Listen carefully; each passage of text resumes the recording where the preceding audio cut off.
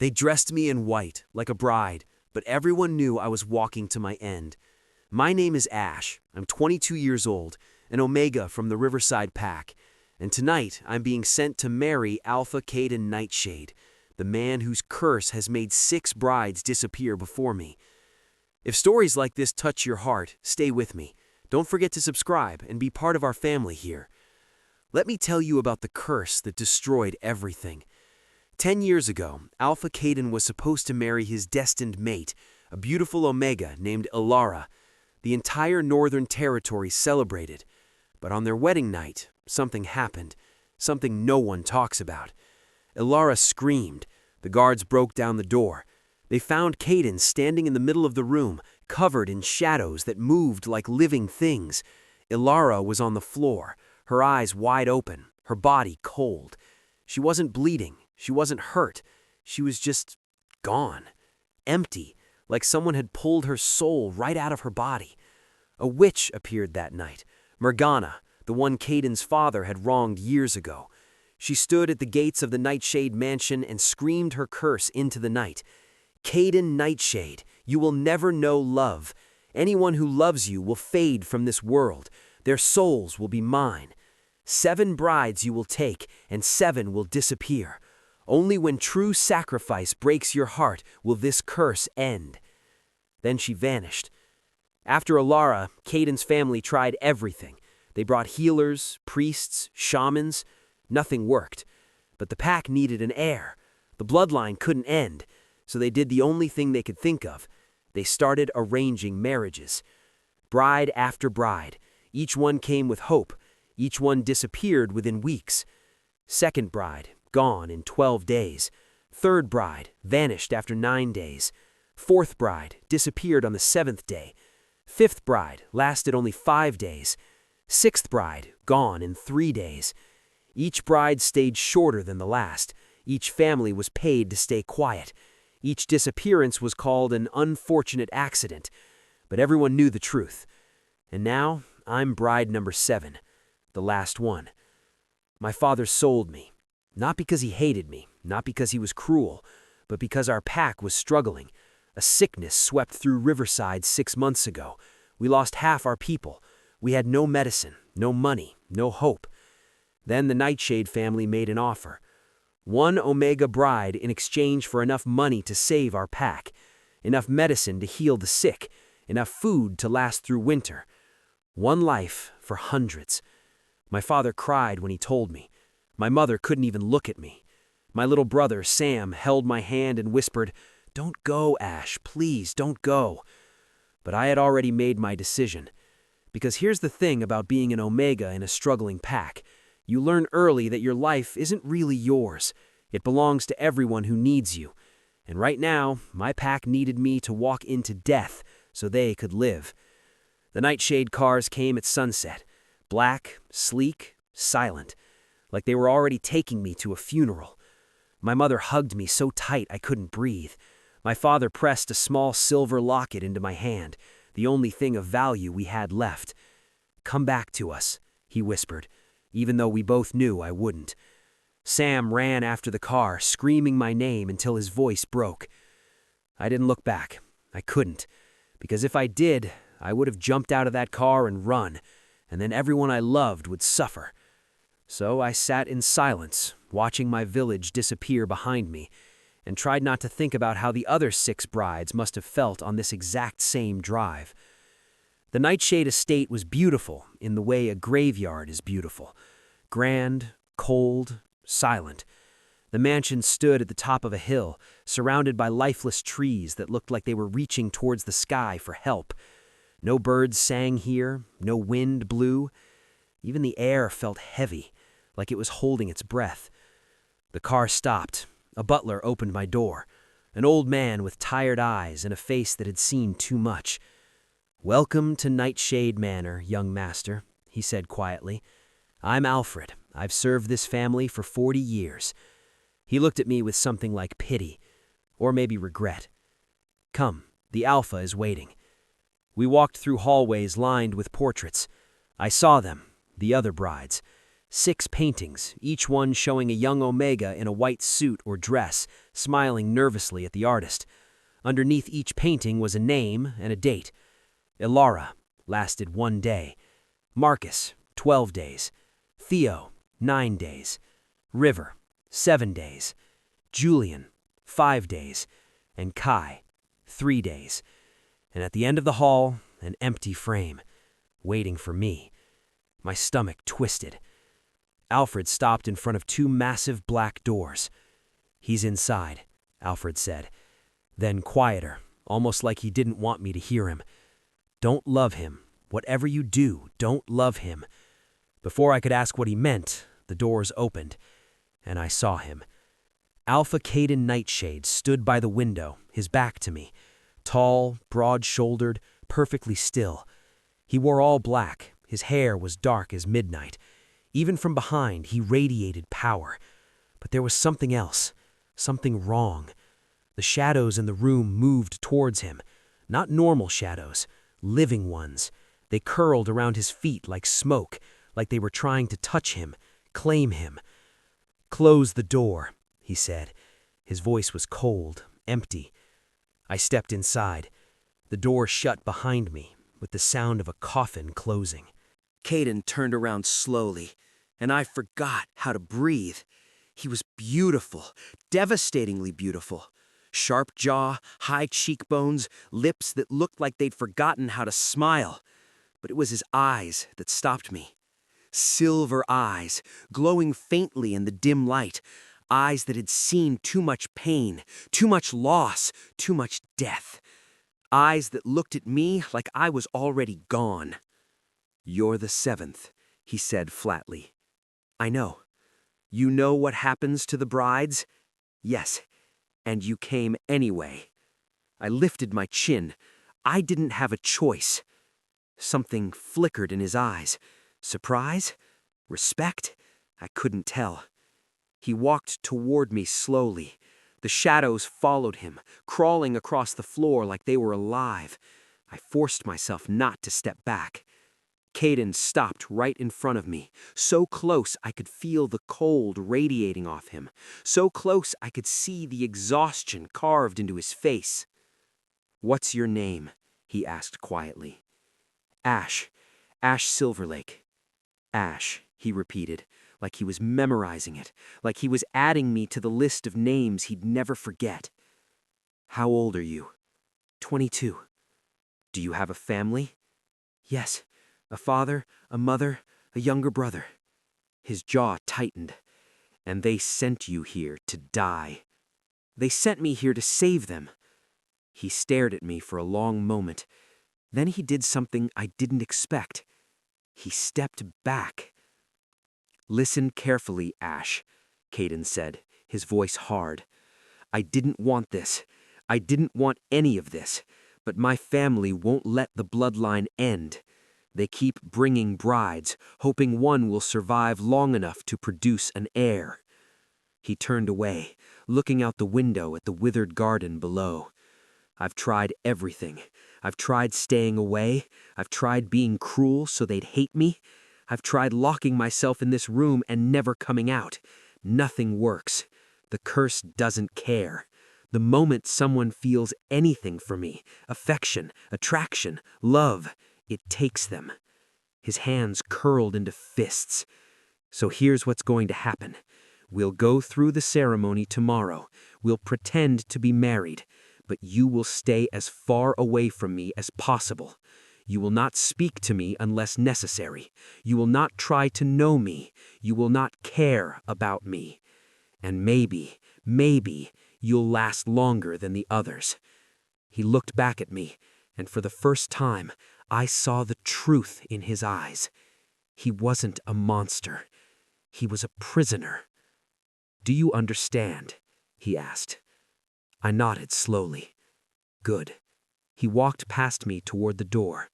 "Alfred will show you to your room. It's on the opposite side of the manor from mine. Stay there." He paused at the door, his back to me. "And Ash, don't try to save me. I'm not worth saving." Then he left. and I stood alone in that cold, shadow-filled room, wondering if I'd just met a cursed alpha or a broken man. That night, I couldn't sleep. I lay in my new room, a beautiful prison with silk sheets and golden walls, and tried not to think about the empty 6 frames in the hallway. At midnight, I heard it, singing, a woman's voice, soft and sad, coming from somewhere in the manor. I got up and followed the sound down the dark hallways. The voice led me to a locked door at the end of the west wing, the door no one had mentioned, the door that shouldn't exist. I pressed my ear against it. The singing stopped. Then from the other side a voice whispered, "7 is the key. 7 is the answer. When the 7th falls, the curse will break or the Alpha will break. Choose wisely, little Omega. Choose wisely." I stumbled back, my heart pounding, and when I looked down, I saw something that made my blood run cold. Under the door, in the thin strip of light, I saw a shadow shaped like a hand, reaching for me. Part 2.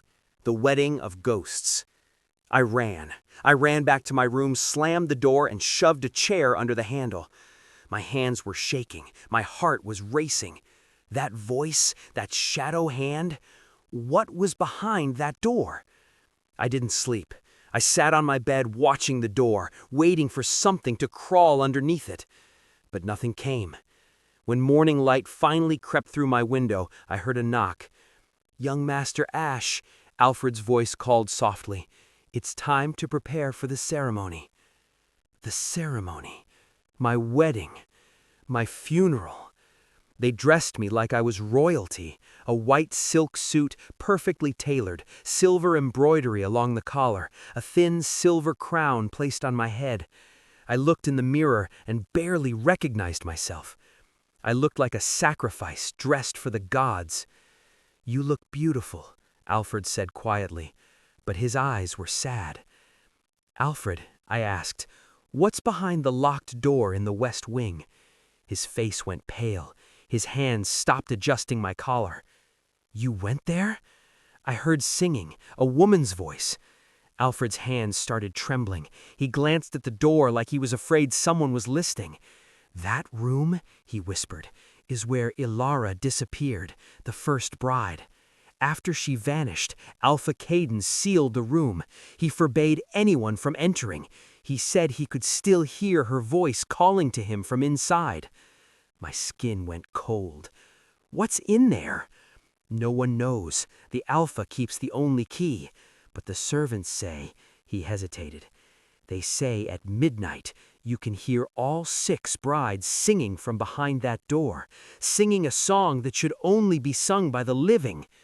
He looked at me with fear in his old eyes. "Promise me, young master, promise me you won't go near that door again." I wanted to promise. I wanted to say yes, I'll stay away, I won't be stupid. But I couldn't, because something about that voice felt familiar, like it was calling specifically to me. "I'll try," I said. Alfred's face fell, like he knew I was already lost. The ceremony was held in the manor's great hall, but it wasn't a celebration. It was a ritual pretending to be a wedding. Only Caden's immediate family attended. His mother, Lady Mira, sat in the front row with a blank expression. His father was long gone, lost to madness years ago, they said.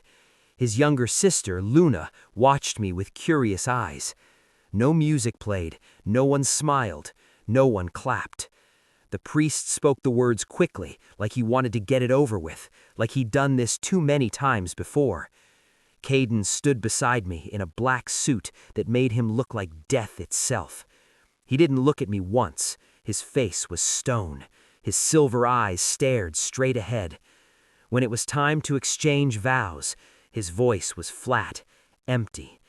"I, Caden Nightshade, take you, Ash Silverlake, as my bonded mate." The words felt like a lie. Then it was my turn. I looked at him, really looked at him, and I saw something no one else could see. Fear. Alpha Caden, the most powerful werewolf in the Northern Territory, was terrified. Not me, not of the curse, of hope. He was afraid that maybe, just maybe, I'd be different, and then he'd have to watch me disappear like all the others. I took a breath and spoke clearly. I, Ash Silverlake, take you, Caden Nightshade, as my bonded mate. For just a second, his eyes flickered to mine, and in that second, I saw him. Not the cursed Alpha, not the cold, unreachable man. Just Caden, alone, tired, heartbroken. The priest cleared his throat. You may now seal the bond. This was it. The moment every bride before me had reached. The moment the curse started counting down. Caden leaned in slowly. His face was inches from mine. I could feel the cold radiating off him. I could see the shadows moving in his silver eyes. His lips barely brushed mine, a ghost of a kiss, over in a heartbeat. But the moment our lips touched, something happened. The temperature in the room dropped, the candles flickered wildly, and I felt it, a presence, watching us, waiting. The curse knew. The countdown had begun. Caden pulled back immediately, his face hard again. It's done, he said coldly. Then he turned and walked out of the hall without another word. I stood there, alone in my white suit, officially married to a man who couldn't even look at me. Lady Mira approached me, her face unreadable. "Welcome to the family, Ash," she said quietly. "I'm sorry." Sorry for what? She glanced toward the door where Caden had disappeared. For what's coming. Then she walked away, leaving me standing in a hall full of shadows. That night, I was escorted to Caden's chambers. "Wait," I said to Alfred. "He told me I'd stay in my own room." Alfred looked uncomfortable. "I'm sorry, young master. Lady Mira insists. She says the curse might be fooled if you at least share the same space." My stomach dropped. Has that worked before? His silence was answer enough. The doors to Caden's chambers opened. The room was massive, all dark wood and cold stone. A huge bed dominated the center, untouched. The balcony doors were open, letting in freezing wind. And there, standing on the balcony, was Caden. He didn't turn around when I entered. "You should have stayed in your room," he said. "Your mother insisted." Of course she did. She's still hoping for a miracle, still hoping one of you will survive long enough to give her a grandchild. He finally turned to face me. In the moonlight, he looked even less human. His silver eyes glowed. The shadows around him were thicker now, moving like they were excited. "Listen to me very carefully, Ash." He walked toward me slowly. "The curse is already working. From this moment on, every day you're near me, it gets stronger. It starts small, nightmares, cold sweats, feeling watched. Then it gets worse. You'll see things, hear things. The shadows will start following you." He stopped a few feet away from me. "And then, one night, you'll go to sleep and you won't wake up. You'll fade away like you never existed, just like the others." I should have been terrified. But I instead, should have run. I asked, "How long do I have?" He looked surprised by the question. "The last bride made it 3 days. You'll probably last about the same, maybe less. So I have 3 days to figure out how to break this curse?" Caden's eyes widened. "What? You heard me. 3 days. That should be enough." I saw something flash across his face. Shock, disbelief, and something else. Something that looked almost like hope, but then his expression hardened again. "You can't break it. No one can. Witches, shamans, priests, everyone has tried. This curse is sealed with ancient magic and powered by a powerful debt. The only way it ends is when I'm gone, or when true sacrifice breaks your heart," I said, remembering the witch's words. "That's what she said, right?" Caden froze. "How do you know that?" "Alfred told me. And I heard something else tonight." I took a step closer. "There's a locked room in the west wing, a room where all the brides' voices can be heard singing at midnight. What's in that room, Caden? His face went white. "Stay away from that room." "Why? What are you hiding?" "I'm not hiding anything," he shouted suddenly. "That room is sealed for a reason. The curse is strongest there. If you go near it, you'll die faster." He was breathing hard now, his control cracking. His voice dropped to almost a whisper. "Just stay away from me. Stay in this room if my mother insists, but stay on that side. Don't talk to me. Don't look at me. Don't try to understand me." "Why?" "Because I don't want to watch you disappear." The words echoed through the room. Caden turned away, his shoulders shaking. For a moment, he looked so tired, so broken. "I've watched 6 people fade away because of me. 6 people who didn't deserve what happened to them. I won't watch a 7th. I can't." My chest tightened. This was the real curse, I realized. Not the magic that stole the brides away, but the guilt that was eating Caden alive. "I'm not going to disappear," I said firmly. "You don't know that. Maybe not, but I'm not going to waste whatever time I have being afraid." I walked to the other side of the massive bed and sat down. "I'll stay over here like you asked, but I'm not going to pretend you don't exist. And I'm not going to stop trying to break this curse." Caden stared at me like I'd lost my mind. "You're insane." "Maybe, but at least I'm not giving up." For the first time, I saw his lips twitch, almost like he wanted to smile but had forgotten how. "You're going to be lost," he muttered. "Probably." He shook his head and walked back to the balcony. "Do whatever you want, just don't expect me to care when you're gone." But I heard it in his voice. He already cared. And that's when I realized the truth. The curse didn't activate when someone loved Caden. It activated when Caden loved them back. I lay in that huge bed, listening to Caden's breathing from the balcony. He never came inside. He just stood there all night, watching the dead garden like he was waiting for something. I must have fallen asleep eventually, because I woke up to singing. That same woman's voice from before, soft, sad, beautiful. But this time, it wasn't coming from the west wing. It was coming from inside the room. I sat up slowly. The room was freezing. My breath came out in clouds. And there, standing at the foot of the bed, I saw her. A woman in a white wedding dress. Her face was pale, her eyes were empty, and her long hair floated around her like she was underwater. Ilara, the first bride. She stared at me with those hollow eyes and whispered, "He'll love you, and when he does, you'll join us, all 7. That's when the door opens. That's when we're free." She smiled. "Welcome to the family, little Omega. Welcome to the family." Then she vanished like smoke. I looked toward the balcony. Caden was gone, and on the pillow next to mine, I found something that made my blood freeze.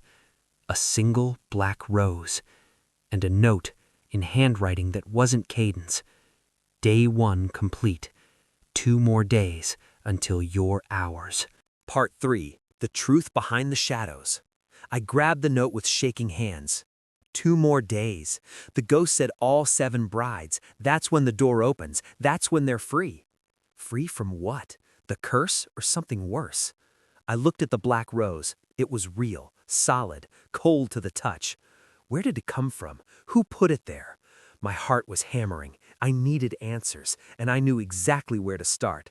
That locked room in the west wing. I waited until sunrise. Caden never came back to the room. Part of me wondered if he'd been there at all, or if he'd seen the ghost too and run. I dressed quickly and slipped out into the empty hallways. The manor was silent, too silent, like the walls themselves were holding their breath. I made my way to the west wing, my footsteps echoing on the marble floors. The portraits of the 6 brides watched me as I passed. Their painted eyes seemed to follow me. When I reached the locked door, I stopped. In the daylight, it looked normal, just an old wooden door with iron hinges. But I could feel something on the other side. Something waiting. I reached for the handle, knowing it would be sealed. It wasn't. The door swung open silently. My breath caught. The room beyond was exactly like a bedroom, but it was frozen in time. A wedding dress laid across the bed. Flowers, withered now, sat in a vase on the nightstand. Candles burned low as if they'd been lit 10 years ago and never went out. This was Alara's room, the room where she disappeared. And in the center of the room, I saw it. A mirror. A massive, ornate mirror with a black frame carved with symbols I didn't recognize. The glass was dark, reflective, but wrong somehow, like it was showing a room that wasn't quite this one. I walked toward it slowly. I wouldn't do that if I were you. I spun around. Luna, Caden's younger sister, stood in the doorway. She was 16 with the same silver eyes as her brother, but a softer face. She looked at me with something between curiosity and pity. "How long have you been there?" I asked. "Long enough to see you open a door that should have stayed locked." She stepped inside, closing the door behind her. "You're braver than the others, or more foolish. I haven't decided yet." "What is this place?" Luna walked to the mirror, careful not to touch it. "This is where it started. The curse, the disappearances, all of it." She looked at me. "Do you know why the witch cursed my brother?" "Alfred said your father wronged her." "He did more than wrong her. He destroyed her. 20 years ago, Morgana was in love with my father. She was young, powerful, and beautiful. He used her, made her think he loved her, then betrayed her on the day he married our mother." She touched the frame of the mirror gently. Morgana was heartbroken. She turned to dark magic, trying to win him back. But dark magic always demands a price. It corrupted her, twisted her, until she wasn't human anymore. She became something else. Something hungry.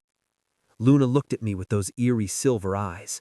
The curse she placed on Caden wasn't just revenge, it was a trap. Every bride that disappears doesn't die, Ash. They're trapped inside this mirror, feeding Morgana's magic, keeping her alive.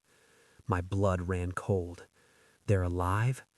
In a way. Their souls are trapped between worlds, and when the seventh bride disappears, Luna's voice dropped to a whisper, when you disappear, Ash, the curse will be complete. Morgana will have enough power to break free, and she'll come for my brother. She'll make him suffer worse than any curse ever could. I stared at the mirror. Somewhere inside that black glass, 6 souls were trapped. 6 people who came here hoping to help, hoping to survive, hoping to maybe even save Caden. "So, I'm not just another victim," I said slowly. "I'm the key, the 7th soul needed to break her free." Luna nodded. "That's why the disappearances are getting faster. Morgana's getting stronger. She's hungry, and she's been waiting 10 years for this moment." I looked at my reflection in the dark mirror. My face looked pale, scared. But I wasn't running. "How do I break the curse?" I asked. Luna's eyes widened. "You can't. No one can." "There has to be a way. The witch said true sacrifice breaks your heart. What does that mean?" "I don't know. No one does." Luna grabbed my arm. "Ash, you need to leave tonight. Run away before it's too late. You still have time." "And let Morgana break free? Let her hurt Caden? He's my brother and I love him, but he's already lost. You don't have to be." I pulled my arm away gently. "I'm not leaving." Luna looked at me like I'd just signed my own end warrant. "You're in love with him, aren't you?" she whispered. "Already? After one day?"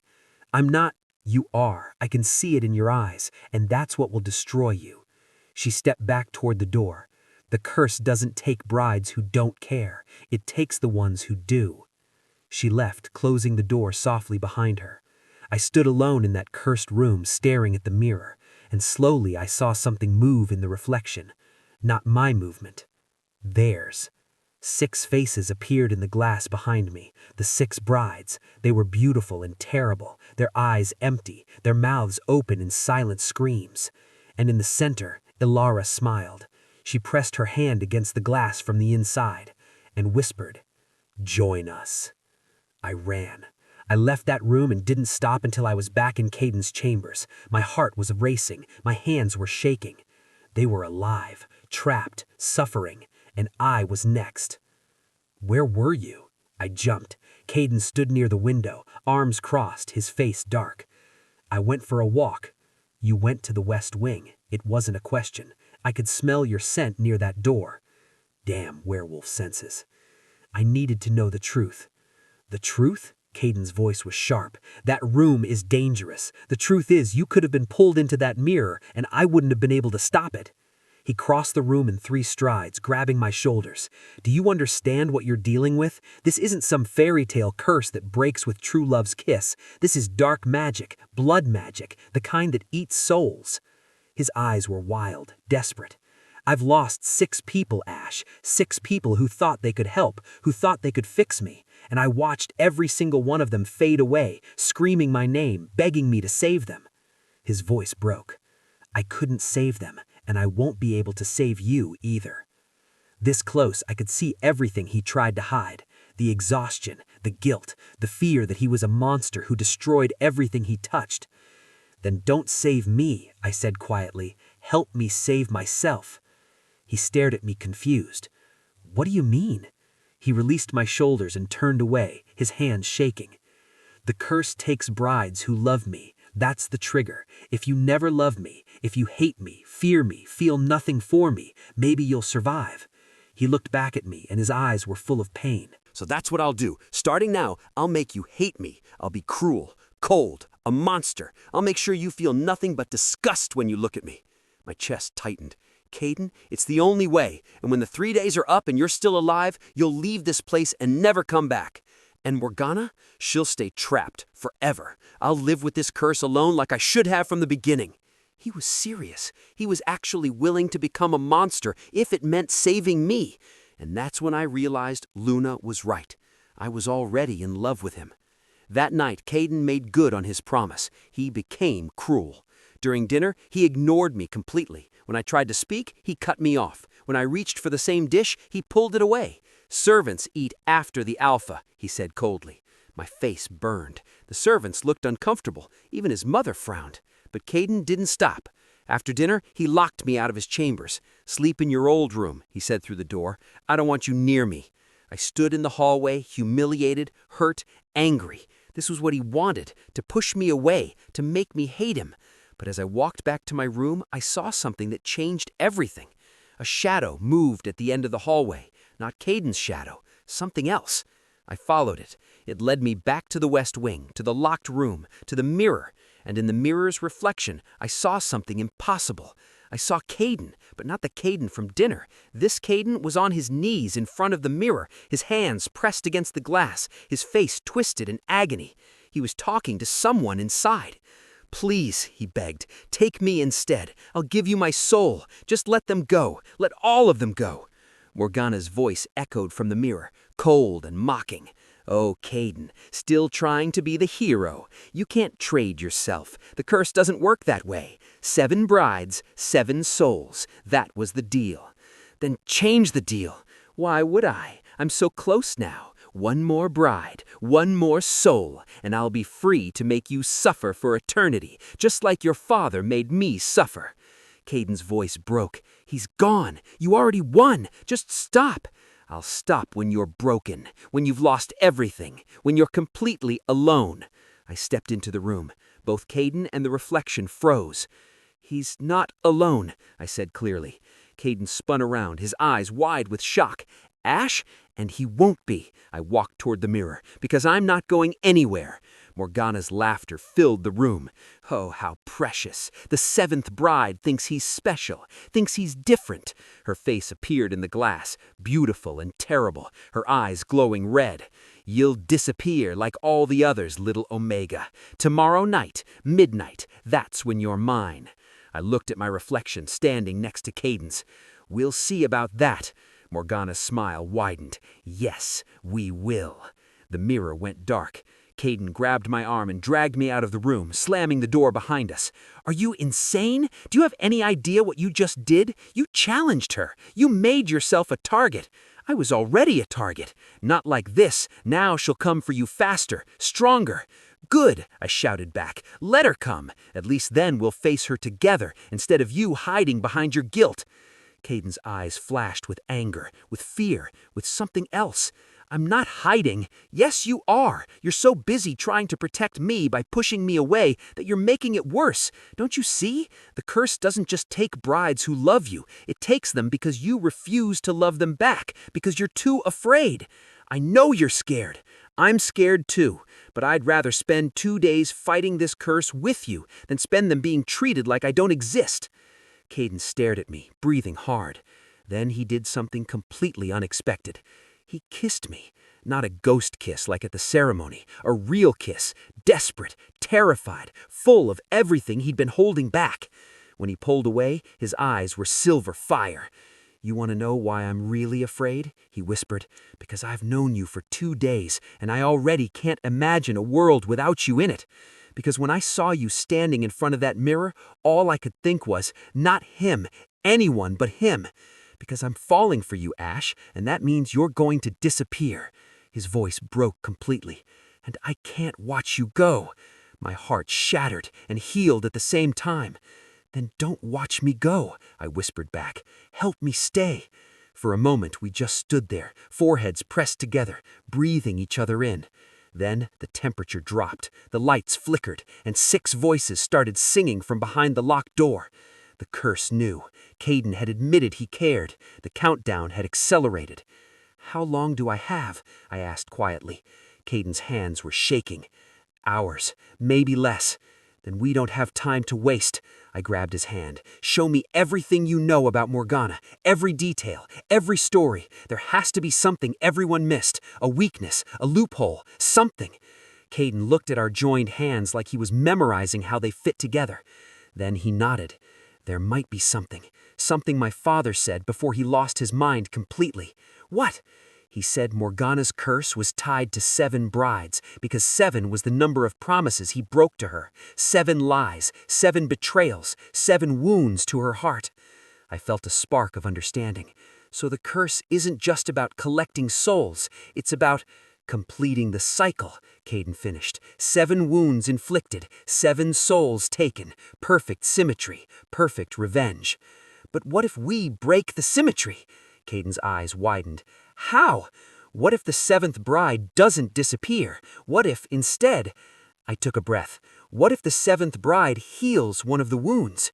"That's impossible. The wounds are metaphorical." "Are they? She was betrayed by love, destroyed by broken promises. What if true sacrifice doesn't mean death? It means choosing to love despite knowing the cost. What if it means keeping a promise no one else kept?" "And staying anyway," Caden whispered. "And staying anyway." For the first time since I'd met him, Caden smiled. A real smile. Broken, terrified, but real. "You're either the bravest person I've ever met or the most reckless. Can't I be both?" He laughed. Actually laughed. The sound was rusty, like he'd forgotten how. Then his face grew serious. "If we're doing this, if we are really going to face her, there's something you need to know." "What?" His silver eyes met mine. "When the 7th bride enters the mirror, I can follow. That's the one thing no one knows. I can enter because I'm the anchor of the curse. But if I do—" "What?" His silver eyes met mine. "I might not be able to come back out. The curse might trap me there permanently." My breath caught. "Then we'll both stay." "Ash, no. If you're trapped, I'm trapped. We face this together or not at all." Caden looked at me like I was the most impossible thing he'd ever seen. "How are you real?" he whispered. Before I could answer, the singing from the locked door grew louder. Midnight was coming. The final act was about to begin. Part 4. The Mirror's Heart. We had 2 hours until midnight, 2 hours to prepare for something we didn't fully understand. Caden took me to his private study, a room I'd never seen before. The walls were covered in research, papers, books, drawings, all detailing every attempt to break the curse over the past 10 years. "I've tried everything," Caden said, gesturing to the chaos. "Every spell, every ritual, every loophole. Nothing worked because I was missing the key component." "Which is?" He looked at me. "Willing participation. Every bride before you was forced here, bought, traded, sent.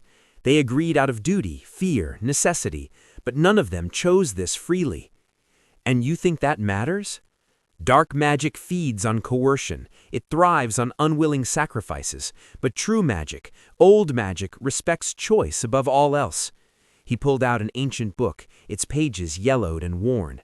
"This is my great-grandmother's journal. She was a seer. She wrote about Morgana's curse before it even happened." He opened it to a marked page and read aloud. The curse of the broken heart cannot be lifted by force. It can only be undone by a soul who chooses love despite knowing the cost. The seventh must walk willingly into darkness, carrying light not for themselves, but for those already lost. Only then will the mirror break. Only then will the witch face her own reflection. I felt chills run down my spine. Face her own reflection? That's the part I never understood, until now. Caden looked at me intensely. Morgana became a monster because of heartbreak. She spent 10 years feeding on other people's pain. But what if she's forced to confront her own? What if someone shows her what she's become? You think that's what breaks the curse? Making her face herself? I think that's part of it, but there's more. He flipped to another page. My great-grandmother wrote one more thing. The witch cannot kill what she once was. The seventh bride must carry the witch's humanity back to her. How do I do that? Caden closed the book slowly. I don't know, but I think you'll figure it out when you're inside. I looked at all the research surrounding us. 10 years of failure, 10 years of loss. Caden, what if I'm wrong? What if I walk into that mirror and nothing happens except me getting trapped too? He cupped my face gently. Then I'll be right there with you, and we'll figure it out together. You can't promise that. Yes, I can. His voice was fierce. I've spent 10 years alone in my guilt. I'm not spending another moment without you. The way he looked at me, like I was the only thing keeping him anchored to this world, made my heart race. When did this happen? I whispered. When did you start caring? The moment you walked into this manor and didn't look away, he smiled sadly. You were supposed to be terrified. You were supposed to hate me on sight. But you just lifted your chin and stared me down like I was the one who should be afraid. Maybe you should be. Oh, I am. I'm terrified. He pressed his forehead to mine. I'm terrified of losing you. I'm terrified of not being strong enough to save you. I'm terrified that this is just another failure waiting to happen. Then we'll fail together. You say that like it's comforting, isn't it? He laughed softly. You're impossible. You've mentioned that. The clock on the wall chimed. 11 o'clock. 1 hour left. Caden insisted I eat something before midnight. You'll need your strength, he said. We sat in his chambers, barely touching the food in front of us. Every minute that passed felt heavier than the last. Tell me about them, I said quietly. The other brides, you never talk about them. Caden's jaw tightened. Because it hurts. I know, but they deserve to be remembered as people, not just victims. He was silent for a long moment. Then he started speaking. Marcus was second. He was brave, reckless. I wanted to be a hero. He lasted 12 days because he kept finding excuses to stay away from me. But one night he saw me training alone and decided to help. We laughed together. He disappeared that same night. Theo was third. He was quiet, thoughtful. He loved books. We never spoke directly, but I'd find notes he left around the manor, quotes from poems, observations about the garden. On the 9th day, he left me a note that said, "Thank you for letting me matter." I found it on his bed after he was gone. Caden's voice was getting rougher. The river was kind. He tried to make everyone smile, even me. Julian was angry at the world, but gentle with wounded things. Kai barely spoke, but his eyes saw everything. He looked at me with grief carved in his face. They were all real people with real lives, and I couldn't save any of them. I reached across and took his hand. You'll help me save them now. What if I can't? You will, because I trust you. Those 3 words seemed to break something in him. His eyes grew wet. No one said that to me in 10 years. Then I'll say it as many times as you need to hear it. The clock chimed again, 11:30. Luna appeared in the doorway, her face pale. It's time, she said quietly. Mother wants to say goodbye. Caden's hand tightened around mine. She doesn't need to. Yes, she does. Let her have this, brother. We went downstairs together. Lady Mira stood in the entrance hall, her face composed but her eyes red. She looked at me for a long moment, then she did something unexpected. She hugged me. I'm sorry, she whispered. I'm sorry we brought you here. Sorry we made you part of this nightmare. It's okay, I said softly. "No, it's not." She pulled back, tears streaming down her face. "But if anyone can break this curse, I believe it's you. You're different from the others, stronger, braver." She turned to Caden. "Protect him." "I will, with everything I have." She nodded, then left quickly, unable to watch anymore. Luna approached next. She handed me something, a small silver dagger. "It was our great-grandmother's," she said. "It's been blessed by every seer in our family line. If you need to cut through magic, this will help." I took it carefully.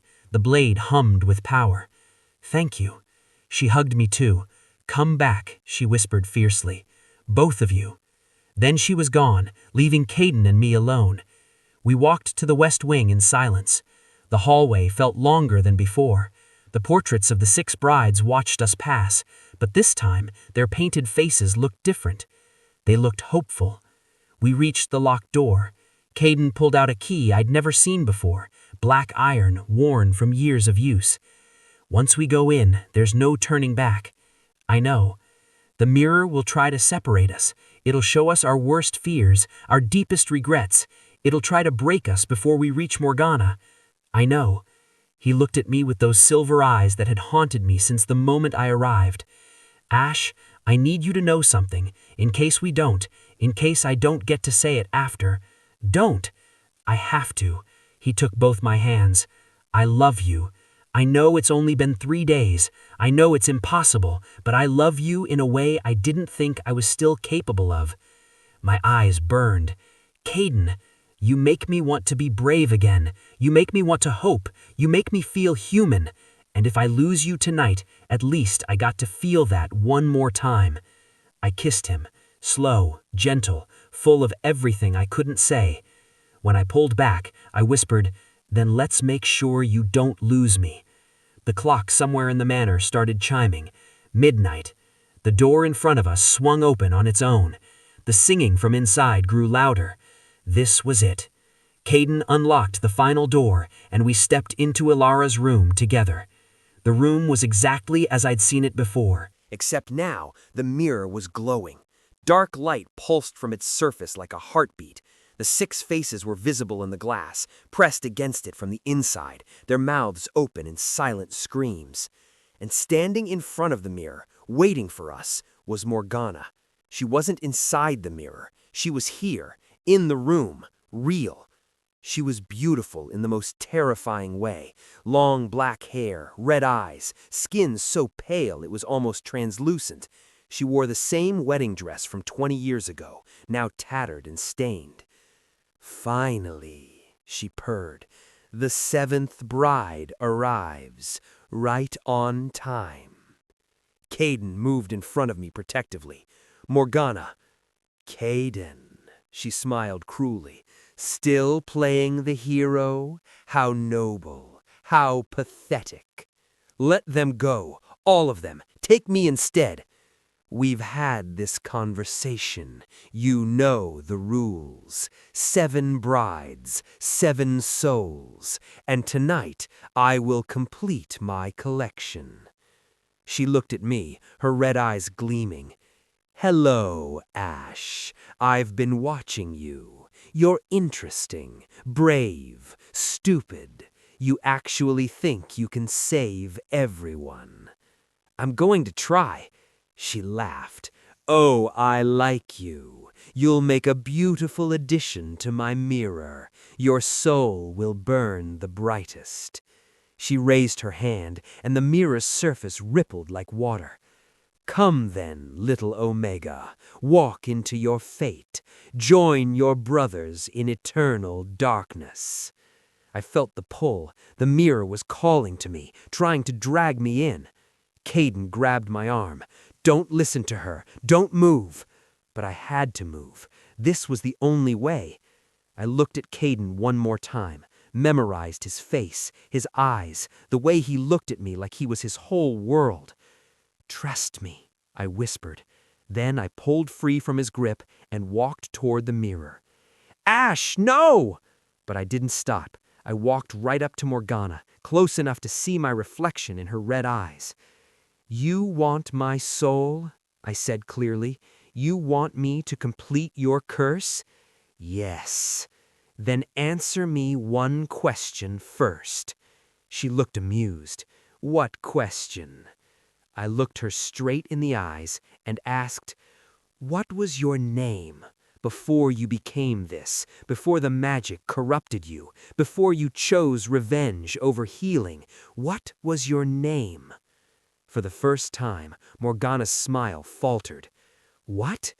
Your name, your real name, the one the man you loved used to call you.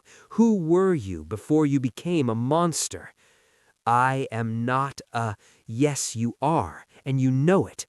I took another step closer. You were human once. You loved someone. You trusted someone, and he broke you. I understand that, but look at what you've become. I gestured to the mirror, to the trapped souls inside. You're doing to others exactly what was done to you. You're breaking hearts, destroying lives, creating pain. Is that really what you wanted? Is that really who you were? Shut up! No, my voice grew stronger, because I know something about you, Morgana, something everyone else forgot. What? You are still in there, the real you, the one who loved flowers and music and honest promises, the one who just wanted to be loved back. She's still inside you, screaming, begging you to stop. Morgana's hands were shaking. You know nothing. I know everything, I shouted, because I read your journals, the real journals, the ones you wrote before the curse. I pulled out pages I'd found hidden in the study, pages Caden had shown me, pages Morgana had written 20 years ago when she was still human. You wrote, all I ever wanted was for him to see me, really see me, not my magic, not my beauty, not what I could give him, just me, the girl who loved him completely. Morgana went very still. I read more. If love is a curse, then let me be cursed. I would rather hurt loving him than be safe never knowing love at all. A tear rolled down her pale cheek. You weren't a monster, I said softly. You were a girl who loved too much and was betrayed, but somewhere along the way, you became the betrayer. I looked at the souls trapped in the mirror. These people never hurt you. They never betrayed you. They were just trying to survive, and you're destroying them the same way you were destroyed. Morgana's voice came out broken. He made me this way. No, he hurt you, but you chose this. You chose revenge over healing. You chose to spread your pain instead of releasing it. I stepped right up to her. But it's not too late. You can still choose differently. You can still remember who you were. I held out my hand.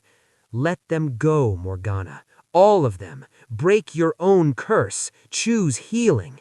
For a moment, one perfect fragile moment, I saw it. I saw the real Morgana, young, hopeful, scared. I saw the girl she'd been before pain twisted her into something else. She looked at my outstretched hand. She reached toward it. And then she saw Caden standing behind me. Her face hardened. Humanity vanished. No, she whispered. No, I've come too far. I've waited too long. She grabbed my wrist with inhuman strength. You're clever, little Omega. You almost made me weak, but I am not that girl anymore. I am power. I am vengeance. I am... alone, I finished quietly. You're alone, and you'll always be, as long as you choose hate. Morgana's red eyes blazed. Then I'll be alone, but I'll have my revenge. She pulled me toward the mirror. The glass surface opened like a mouth. I felt myself falling into darkness. The last thing I heard was Caden screaming my name. And then I was inside. Part 5. Inside the mirror. I landed hard on cold stone. For a moment, I couldn't see anything. Complete darkness surrounded me. Then slowly, dim light began to glow. I was in a room. No, a prison, a vast space that looked like it went on forever but felt suffocating at the same time. And all around me I heard voices. Ash? I spun around. They were there, all 6 of them. Marcus, Theo, River, Julian, Kai, and in the front, Ilara. They looked exactly like their portraits, young, beautiful, frozen in time, but their eyes were hollow, empty. You came, Ilara said. Her voice echoed strangely, like it was coming from everywhere at once. The 7th bride, finally. I'm here to get you out, I said. They all laughed, a terrible, hopeless sound. There is no out, Marcus said. We're part of the mirror now, part of her power. We tried to escape, Theo added quietly. For years we tried, but there's no door, no exit, just endless darkness and her voice in our heads. And now you're here, River said, and the curse is complete. She'll break free and we'll be trapped here forever. No, I stood up. I didn't come here to complete the curse. I came here to break it. How, Julian demanded. How can you possibly... By doing what no one else did, by bringing something back that she lost. I pulled out Luna's dagger. The blade glowed in the darkness. This is blessed by seers. It can cut through magic, but more importantly, I looked at each of them. I need all of you to remember something. Remember what?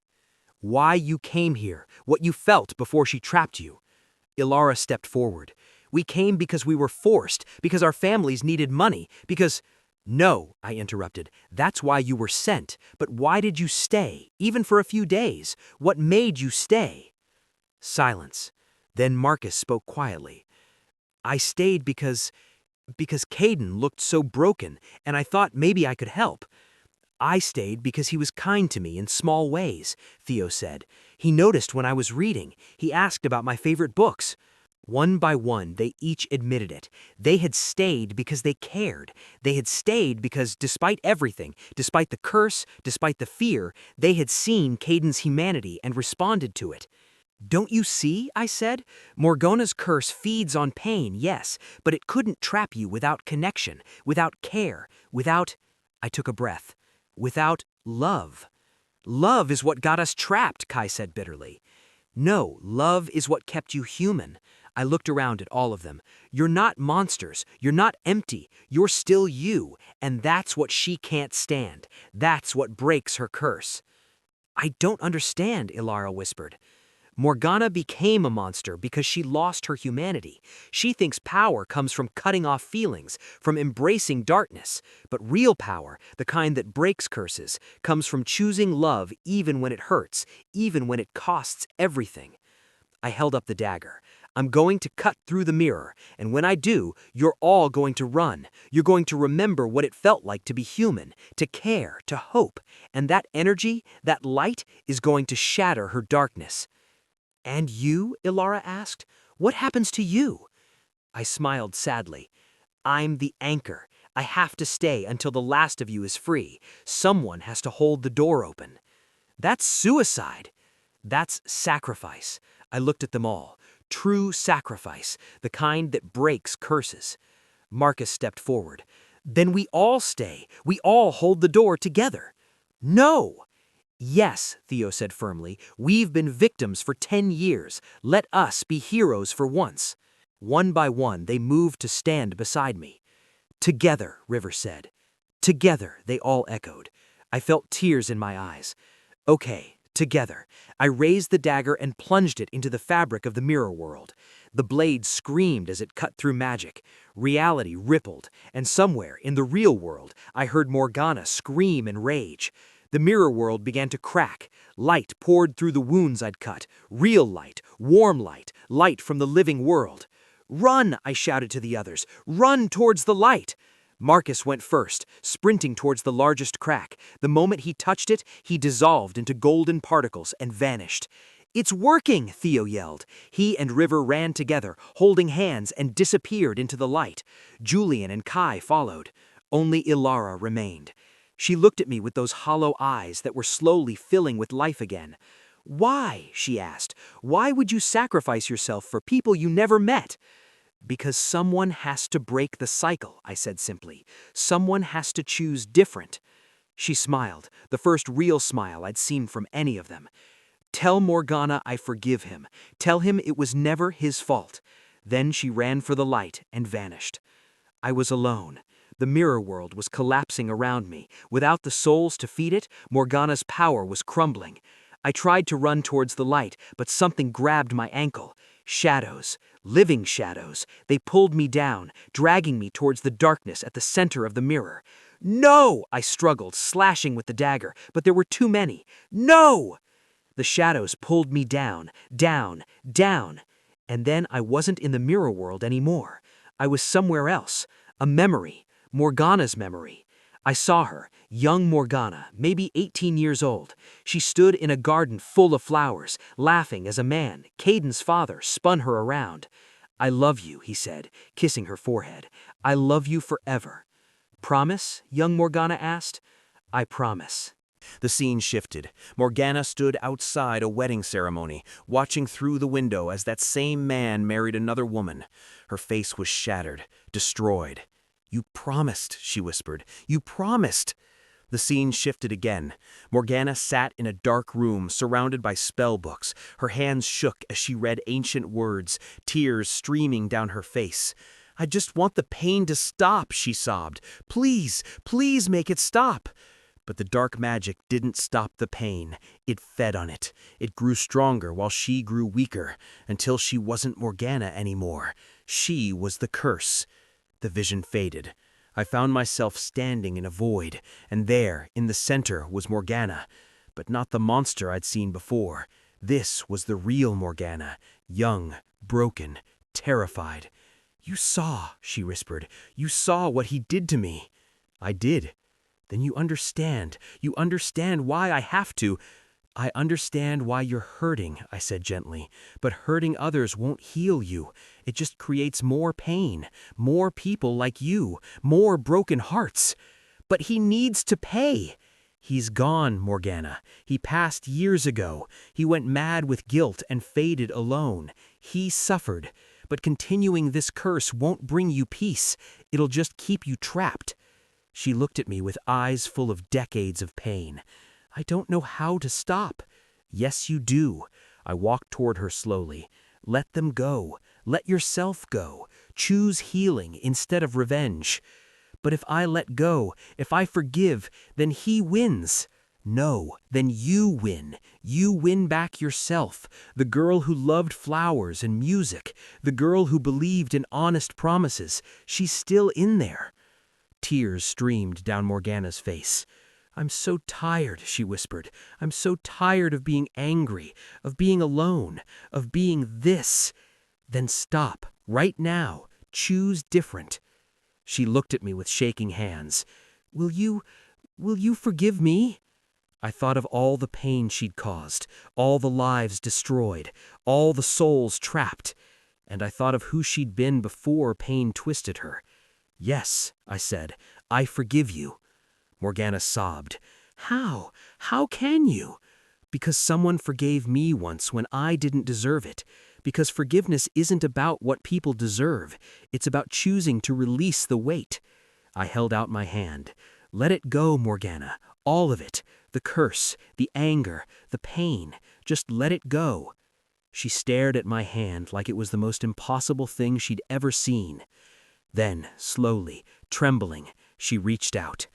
Our hands touched, and everything shattered. I woke up gasping. I was lying on the floor of Ilara's room. The mirror behind me was cracked, broken, dark, and standing over me was Caden. "Ash," he pulled me up, his hands frantically checking me for injuries. "You're alive. How are you here? I saw you get pulled in. I tried to follow, but the mirror wouldn't let me."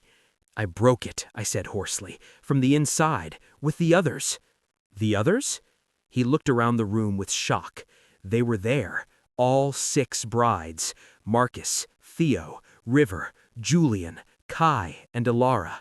Solid, real, alive. They sat on the floor, looking dazed and confused, like they'd just woken from a long sleep. "We're out? We're really out?" Marcus whispered. "You're free," I said, smiling through tears. "All of you." Ilara looked up at Caden. Their eyes met. "Ilara," Caden breathed. "I'm sorry. I'm so sorry." "I know," she said gently. "It wasn't your fault. It was never your fault." She stood up slowly, walking to him. "I forgive you, Caden. We all do." One by one, the other brides stood and nodded. "It wasn't you," Theo said. "You were a victim too," River added. Caden looked like he might collapse. 10 years of guilt, 10 years of self-hatred, finally releasing. "Thank you," he whispered brokenly. "Thank you." Then he turned to me, eyes wide with wonder. "You did it. You actually did it." "We did it," I corrected. "All of us." "But how? What happened in there?" "I showed Morgana who she used to be, and she chose to let go." As if summoned by her name, a shimmer appeared in the center of the room. Everyone tensed. But it wasn't the monster who appeared. It was young Morgana.